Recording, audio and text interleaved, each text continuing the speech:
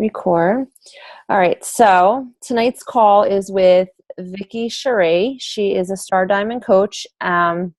Anyone who is in our TR Diamond group, if you're a diamond or above on our team, you would know her from that group. She is, Trisha actually put this call together for us, and I was very grateful for it. Trisha has nothing but amazing things to say about Vicky, and had a lot of good stuff about her story to tell me. And I think it's something that goes through everybody's minds, the thought of quitting this business, because it gets really hard, and that seems like the easiest and the most logical option. But she's going to talk to us tonight about why she stuck with it. So I really appreciate you doing the call for us tonight, Vicky. Sure. So just FYI, my name on Facebook, that's not my last name. I don't put my last name on there because I used to teach 7th graders and they stalk you. So I figured if I don't have my last name on there, maybe they can't find me or it's harder to find me. So yeah, my last name is actually Bunch. It's Victoria Bunch, but I just use my middle name on there, and that's just like what I've always done. So anyway, just so you know. Yeah, so I am a Star Diamond. I hit Star I think in September. The end of September is when I hit it, beginning of October. So that was really exciting. But I've been coaching for 2 years, and I quit last fall, about the end of September. I actually did quit and did nothing for pretty much 4 months. I struggled a lot. I went back to work at teaching, and so that kind of made doing this business hard, it felt like. And so I quit, and then, I went to Super Saturday in January still. I stayed active the whole time. I still got my Shakeology. I was still, working out and doing things like that. But I went to that Super Saturday, and, like whenever you go to live events like that, I mean, the main thing about them is it's just so motivating, and it kind of gets you remembering why you're doing this and all that stuff. And so one of the coaches who was speaking, he had us just pick one word to define our 2015 and what we would want it to be. And when I was thinking about it, the word that popped into my head was freedom. And just going through like all the different avenues I have in life and what would help provide freedom for my family. And, you look at all of the stories from other coaches with Beachbody, and it seems like if you really do this, then you can get freedom that way. And, freedom financially, freedom from schedules and all of that stuff. And so I made a choice then to go for it and hit it hard. And so that's what I did. So I I was a diamond coach last year and dropped down to emerald when I went back to work. So I started the year off as an emerald, and that was the one other coach who was just a discount, and then my husband. So you guys know what those kind of emeralds, it's kind of hard when you're keeping 2 accounts active and stuff. So just completely rebuilt my business and had big dreams for what I wanted to do. I went back to Diamond within a couple months, and then just started building, and I was consistent. I worked out. I did everything that they told us to do, and I saw the benefits of it. The thing that nobody warned me of was Q4 and how incredibly hard it is. You guys had a hard Q4. It's been like inside. I had no idea, because I quit last quarter, and not because things got hard, but because like my personal life. So here I am doing it the second time around, and people are disappearing left and right. I'm realizing that the team that I thought was pretty solid, there was a few solid pieces in it, but that people who I thought would be big business builders, they weren't. And, the past few months, I've really had to stop and reflect on, is this for me?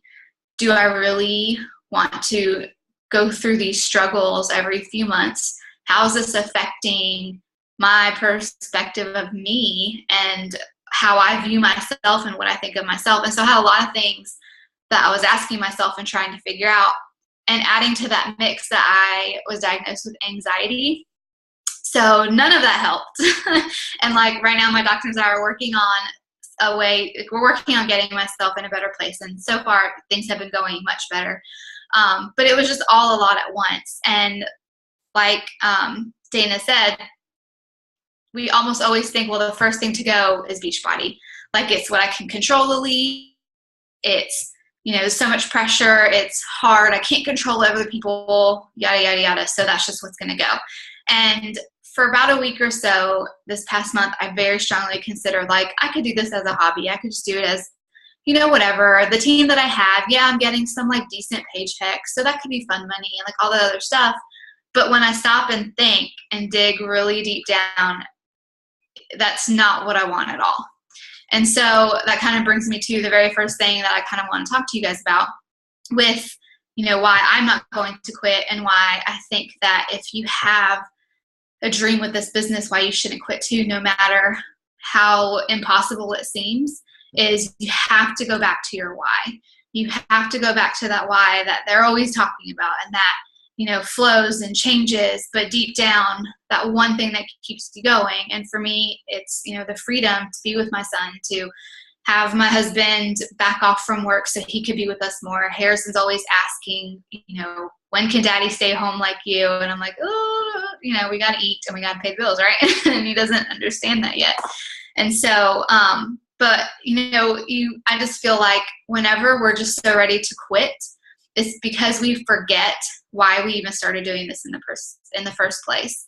And I mean, beyond to the paychecks and the rank advancements and the glitz and the glamour that, corporate sometimes presents to us, because that can also put a lot of pressure on us. I mean, we think we have to get the certain rank, or we have to, hit this goal or do that. Those are things other people are putting on us. And yeah, that's good. You want to have goals so you can, be moving forward. But when it comes down to it, why did you personally decide to do this? Because it's going to be different than why I did it. And you have to really find that and never let go of it. One thing I'm going to do for this year, and I can't remember whose podcast I was listening to. It might have been Shalene's, but it could have also been, oh gosh, what's his name? He does the Greatness podcast. Oh my gosh, do you know who I'm talking about? I will remember. He just released his book. Oh my gosh, it's gonna drive me crazy. Anyway, he does like the Greatness podcast, and there's like a lot of it is just other people who are just kind of sharing things. There could be like 2-minute clips, 5-minute clips, and then up more.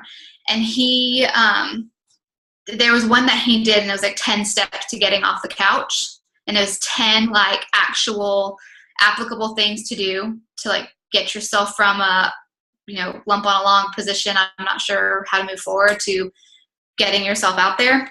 And one of them was to put your goal or your why or your dream, like write it where you'll see it every single day.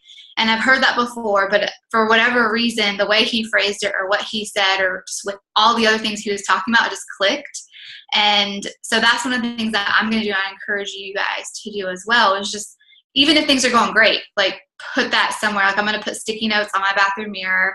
I'm going to put them on my fridge. I'm going to put them on my Keurig, because that's pretty much the first thing that gets touched when I go downstairs. Just wherever, and just remember why you're doing this, because when you lose sight of that, I personally think that that's why people quit. It's not because it gets too hard, because everything's hard.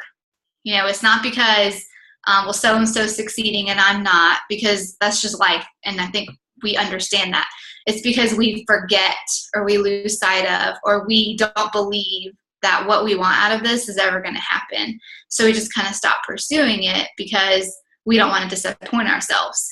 And I don't know about you guys, but for me, I've always been the type that if I don't think it's going to happen, I'd rather quit trying so I can say, no, I stopped doing that, instead of, no, I tried and I failed.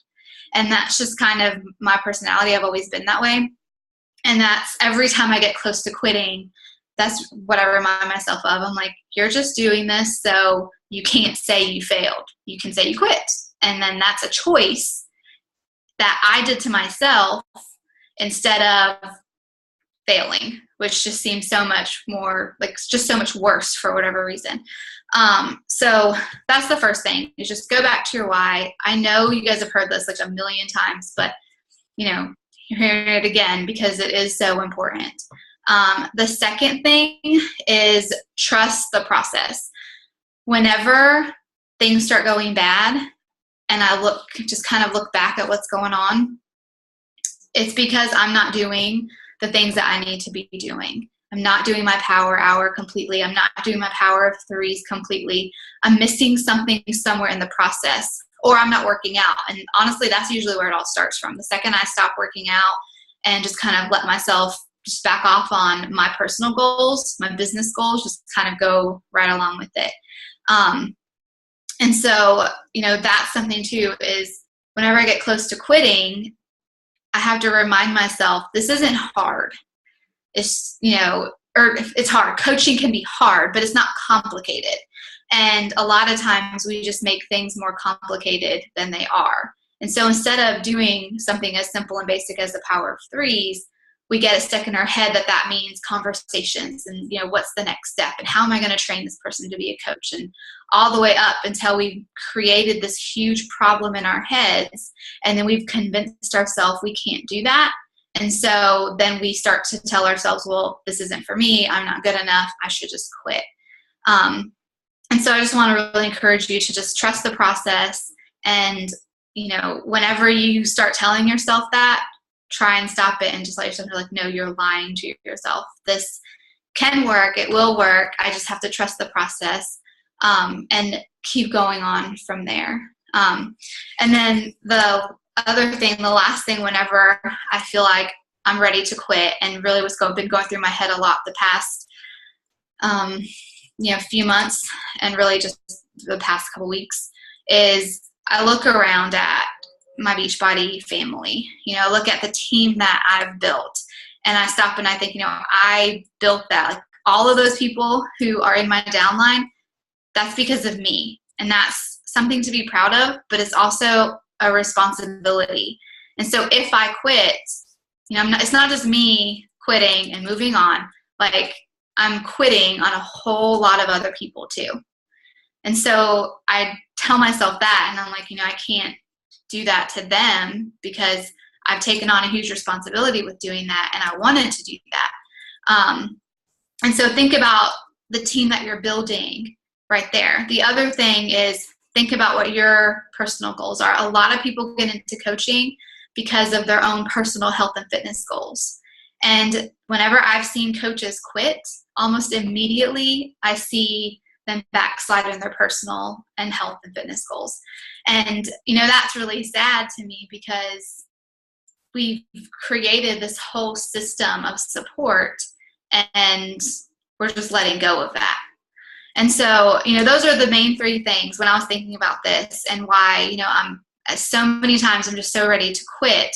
Those are the three things that really keep pushing me to not quit. And even when it's hard, and I've rebuilt in January, I'm rebuilding again in January, I feel like we feel like it's one step forward, two steps back, but I really think it's more like two steps forward, one step back. So even though we have moments where, it's hard. And I mean, I have my diamond and her downline, and then a couple of like random coaches, but like everyone else has quit on me on my downline.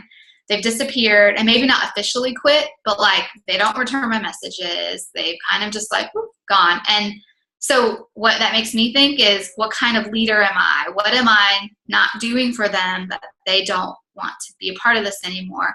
And, it could have nothing to do with that, but that's just kind of how I always look at things. But, and I told my husband, I'm like, it's really hard to want to do team calls, to want to,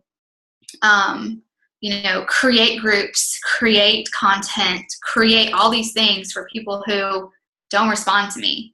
That's really, really hard to do. And I get that. A lot of coaches have been there, but when you go back to those reasons why, you'll just keep pushing forward, because then it's there for when you bring in the new coaches, and it's, you're just going to learn, and you're just going to keep getting better. And so I think, like, as we go into 2016, as rough as the end of this year might have been, or even if it's been awesome, we can still bring these things into 2016 to keep growing and making them better. And then knowing what worked, what didn't work, and how to move forward from that. Because I know, for one, even though I get frustrated and I feel like one or two people are going to show up on my team calls, like, it doesn't matter. I still need to do the team calls for that one or two coach who's wanting to push their business forward. So things like that. So the next part I wanted to talk about, moving on from there, is, so, not going to quit. You've decided you're going to keep going with this. We have a new year coming up. And so I don't know if you guys talked about goal setting and reverse engineering to reach those goals, but I would say that's kind of what I would challenge you to do, in the next couple of days, is to set goals for 2016. And one of the things I love, Shalene always talks about doing a 30, 60, 90 day goal, and then your 6-month goal, and then your end of year goal. And your end of year goal is just kind of like you remind yourself of it, but it's not like that's what keeps you pushing. Like, you don't say, I want to lose 100 pounds, and then you lose 5 pounds, but you're like, oh, but I still have 95 to go. Like, you have that 100 pound because it's like that thing that would be so awesome if it happened, but you have to do all these, the 30-day goal and the 60-day goal and the 90-day goal to get there, and then repeat. And so I would really encourage you guys to do some goal setting and then reverse engineer them. And it might seem silly. I don't know if you guys have done that or not, or talked about reverse engineering, but I had never done that until like a few months ago. And, I did never hear that term before. And it just, whenever it was explained to me, I was like, oh, duh. Like, it was the most simplest thing and made so much sense. But do you guys know what reverse engineering is? Do you guys already do that? Kind of. So you set whatever goal you're going to set. And so let's say I'm going to set my 30-day goal. So I set that 30-day goal of, I'm going to sign on, 4 coaches by the end of the month. Let's say that's your 30-day goal. So then you reverse engineer. Well, that means I have to sign on a coach every single week. Okay. So if I want to sign on a coach every single week, and statistics say that 10% of the people you reach or the people you invite will say yes, then that means I need to be inviting, how many people a week. So then I break that down to this many invites a day.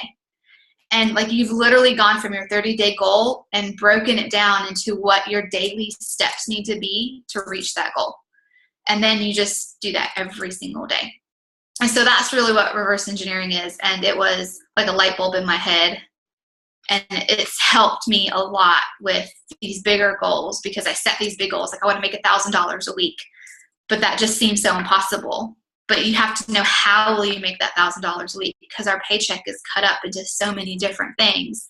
So how much is going to come from team bonuses? How much is going to come from my team's bonuses? How much is going to come from commission? And reverse engineering, so that way you set those goals and then you're able to work towards them every single day without feeling so overwhelmed, but knowing that every single day is getting you closer to your 30, and then your 60, and then your 90. And then before you know it, the end of the year is here, and you've reached probably most of the goals you set out to reach if you've done that every single day. And so, tying that along with the quitting, a lot of coaches quit because it just seems so big and overwhelming. But I've realized that it's probably because they weren't taught how to take that big, overwhelming thing and break it down into something simple. Like, I know I told my coach, I'm going to make $500 a week by this date. And it was like 3 months or something. She was like, you could totally do that. I could not do that. Like, let's be realistic.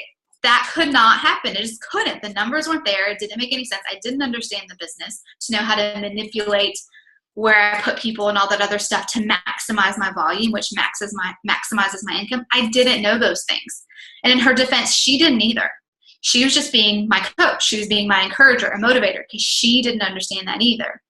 So, breaking it down, I think, really helps us to keep pushing forward.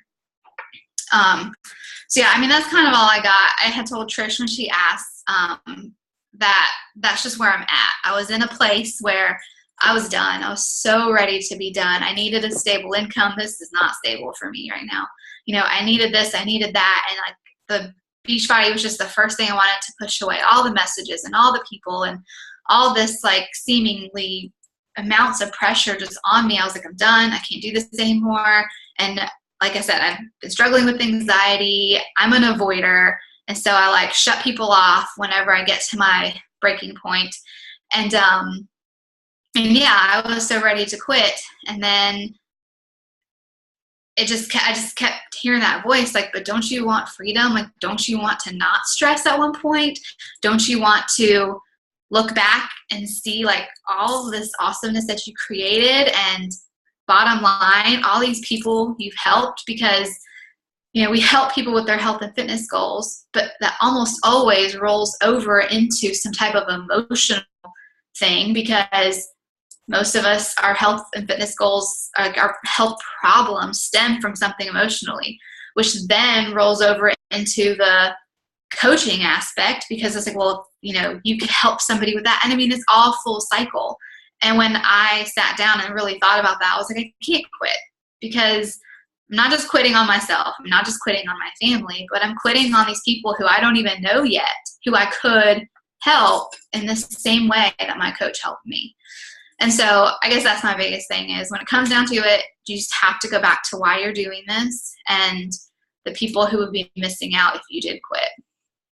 That's all I got for you guys. You're welcome to ask any questions.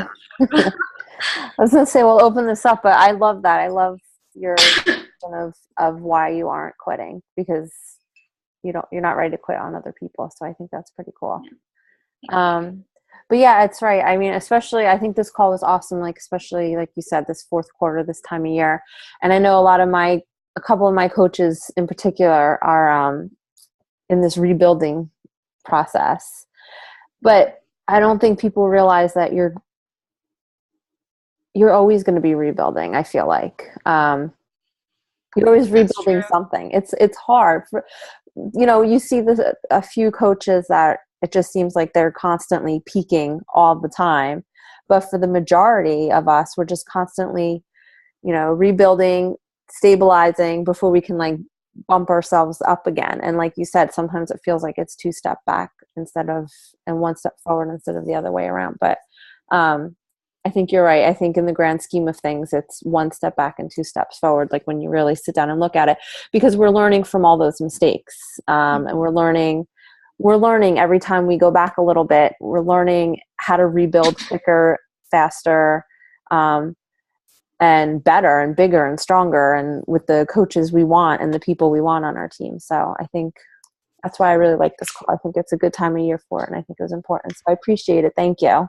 Yeah, of course. And that's, this time of year. No, I wish somebody had warned me too in like June. Like, man, take advantage of the summit effect, because you're going to need it come October and November. I wish someone had told me. But it's really nice. That whole January, February, March is always, I mean, not even January. January is still a little like, but February, March, it's when you really start to see things happening and flourishing, and the people on your team having that happen to them too. So it's always usually a nice time. So yeah, and I heard somewhere too, you build your business in Q1, and then you sustain, maintain, and endure your business in quarters 2, 3, and 4. And I was like, that makes so much sense, because Q1 is when people are like, we're ready. Like you said, February and March are like the best months. Yeah. And then Q2, you're just kind of sustaining the momentum. And then Q3, you're maintaining all that progress. And then Q4, you're just enduring to get back to Q1. Q4, you're like, oh God. It's over. I want to eat the cookies and the cake and do it. It's like you don't even want to do your own stuff because you're so like. Oh, yeah. Definitely. I get it. It's hard. Yeah. The fourth quarter is tricky. Definitely tricky. Does anyone have any questions for Vicky or comments or? I just want to say, like, I really needed this call today, because I can relate to so much of what you were saying, Vicky. Like, I have been avoiding like everything in life for a good, 9 months. And I was tearing up at the beginning of your story. I really needed this. Thank you. I'm glad to hear that. It is. It's keep going. It's worth it. And I can say that this quarter, emotionally and mentally, was better than last quarter. And the difference is, not only did I not 100% quit, I would say I probably like 35% to 50% quit this quarter. But last quarter I I was like done. Like, and if I knew you because of Beachbody, that door was just like shut, because I just could not. Like, I had to move something out of my life, I felt like.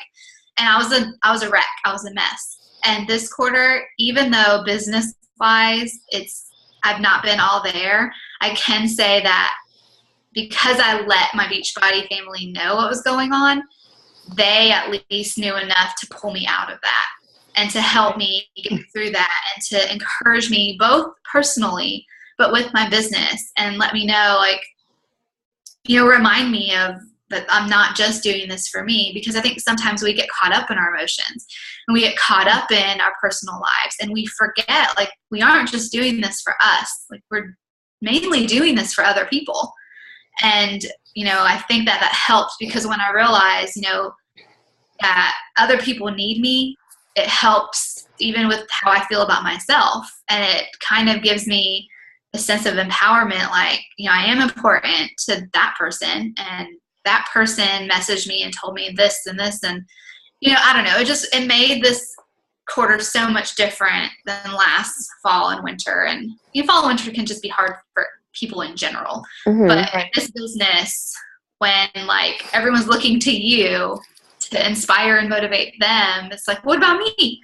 Who do I look to? And I think that it really helps to just let people in and to not quit. And, because I feel like if this is the progress, I'll take this backslide, the one step back, to know next year I'm going to get those 2 steps forward. Right. Like, I'll deal with it, because it's so worth it. Like, I can't quit. Even when I feel like it's what I should do, I can't. Right.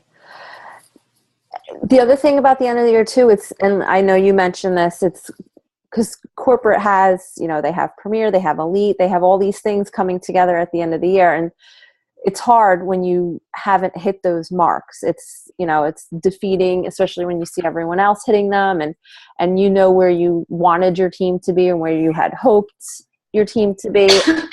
So that can be very defeating too. And definitely take the wind out of your sails. Like, I know it did, because my team, we ended last year Premier, and then this year goal was Elite team, like that. And I kind of went into the year assuming, like, we've got it, we've got it completely under control. And, we hit the points, definitely as a team, we hit it. I fell short on my my qualifications as far as becoming, getting that second diamond for the year. But I'm trying to look at the team and what we've accomplished as a whole, like over the course of the whole year. And I think we've accomplished more than just getting a title. So I think sometimes you have to look back and you have to look at all the other things that you've accomplished throughout the year, all the little steps forward, all the ways your team has grown. And just because you didn't get the title or get the numbers that corporate's throwing out at you, that doesn't mean that you guys, you failed as a coach or your team failed or anything like that. But it's hard at the end of the year because you're seeing all the stuff coming out, and it's like everyone's, I know last Wednesday, like, everybody's checking their things, and you're like, well, I don't have to check mine. You know what I mean? Like, it's but it's hard to not let that stuff get to you, because besides everything else, the holidays, the wanting to, throw in the towel because it's just been like a stinky quarter, and it's like you feel like all these other weights of like not hitting goals and whatnot on your shoulders. So yeah. It can be a hard time of the year. So I appreciated this call, definitely. Good. I'm glad.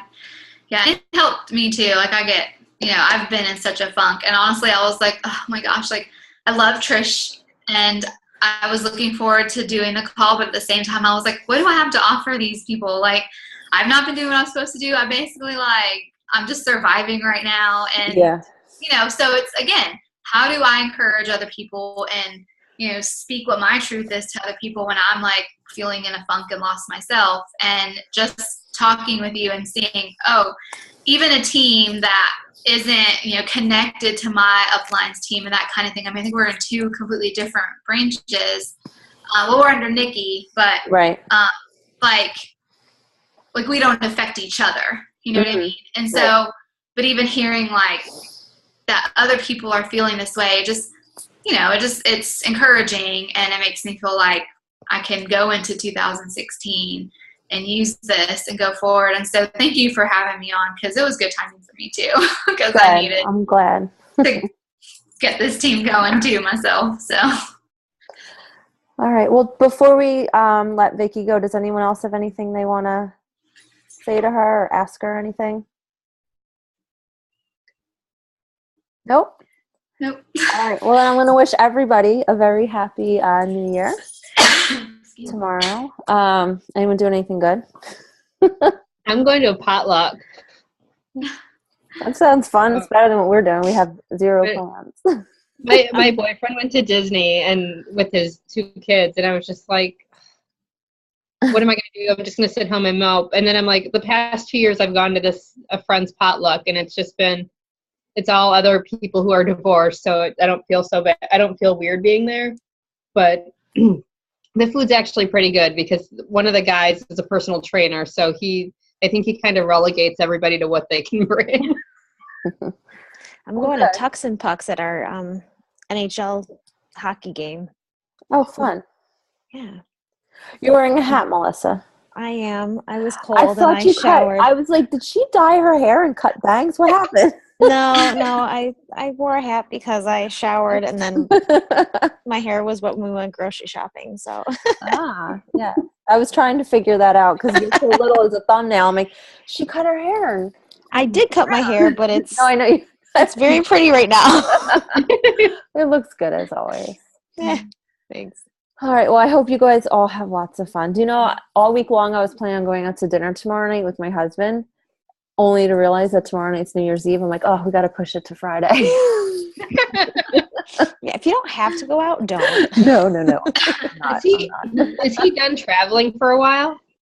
Yes, he is. He's been home since December 20th. He came home. He was away for 3 weeks, and he's been home he'll be home till January 4th. So I'm like, okay, I'm ready for you to go back to work now. Not for 3 weeks on the road, but back to an office. There's that fine line. Oh, yeah. Cannot imagine if both my husband and I were home, like working at home. He gets on my nerves when he has days off. I'm like, well, you're doing nothing today because you're home, so I can't do anything. I feel like we get nothing done. Like, nothing happens. Because he's like, I'm going to sit here and watch movies. I'm like, all right, I'm going to sit here and watch movies too. I know. Or we like to play board games. We love, like, different board games. So that's like, tonight we played board games for, like, 2 hours. So, yeah. Nothing productive, but no, nothing productive. Because he works for 3 weeks straight, so he comes home and he just wants to like hang out, play with the kids, do board. Like you said, we've got this big new huge tablets. We've been playing Candyland and Chutes and Ladders on it, and watching like reruns of Law and Order. It's been a sad few days. I saw that tablet. How big is it? That thing looks huge. It's 24 inches. It's awesome. Oh my God. It's awesome. Well, my daughter's 6, and she said, I'm going to stop recording and end the call.